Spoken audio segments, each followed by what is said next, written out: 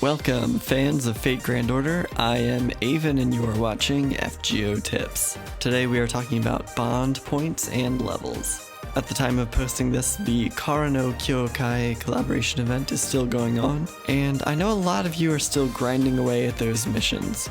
If you're still working on Shiki's second bond level, don't give up hope, there's good news coming up. But first, bond points. These are awarded to the servants in your party after completing quests. The amount of points awarded by a particular quest is not divided among them, but in fact awarded to each servant. For this reason, you will benefit the most by having 5 servants in your party at all times. When you're first starting out, it can be hard because your allowed cost is low, but do your best to get 5 servants into your party as early as you can. Any empty spaces means bond points just going to waste after each quest. The amount of points awarded by a quest is normally fixed, but it can be boosted through the use of certain craft essences. During the 2 million downloads campaign in January, DaVinci's shop featured portrait CEs that grant plus 50 bond points after each quest. So far, this is the only such boost available in the NA version of the game, but keep an eye on the shop in the coming months for something new. Now then,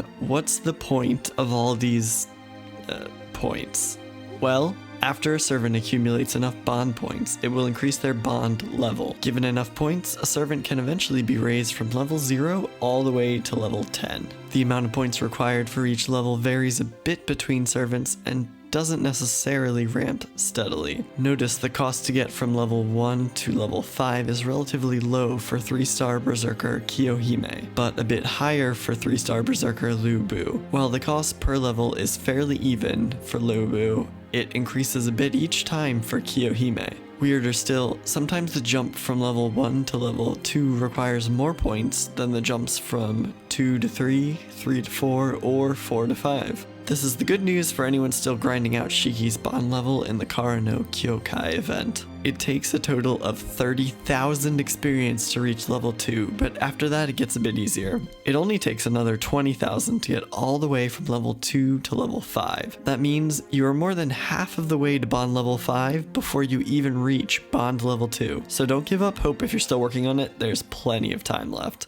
Although the amounts of experience required differ between servants, one thing that remains fairly consistent is the huge slowdown after reaching level 5. Looking at the same 3 graphs again, you can see just how big the gap between level 5 and level 6 really is. In Shiki's, you would have to repeat everything you did to get from level 0 to level 5 4 more times just to get to level 6, and it only gets worse after that. The trade-off is, every time a servant reaches a new bond level after 5, you receive a small gift. The actual gift from level 6 to 9 will vary depending on the rarity of your servant, ranging from golden apples all the way up to 3 saint quartz. After reaching level 10, a servant will receive a unique craft essence that generally works only when equipped on them. Some are more useful than others, and some are really cool. I don't want to spoil too much, but if you're interested, you can look up what each servant receives on the wiki site linked in the description below. Increasing the bond level of a servant is also important because minimum bond levels serve as requirements and prerequisites for things such as interludes, quests which explore a bit of story revolving around a particular servant. These quests often result in saint quartz or power-ups for the servant, so having a high enough bond level is usually worth it here.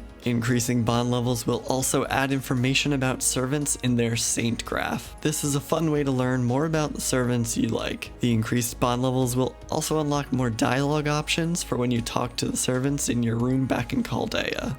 The notable exception to many of these rules is Mash Kyrilite. Her bond level is determined by how far you have progressed in the story instead. Keeping her in your party is tempting because of her 0 cost, but remember that she won't accumulate bond points, and in that sense you are wasting bond points after every quest. Of course, I still love MASH, it's hard not to. What are your thoughts? Are there any servants you are working extra hard to bond with? Did you reach level 5 with Shiki yet? Let me know in the comments. If you found this video helpful, please consider leaving a like. Subscribe to hear more tips in the future, and as always, thanks for watching.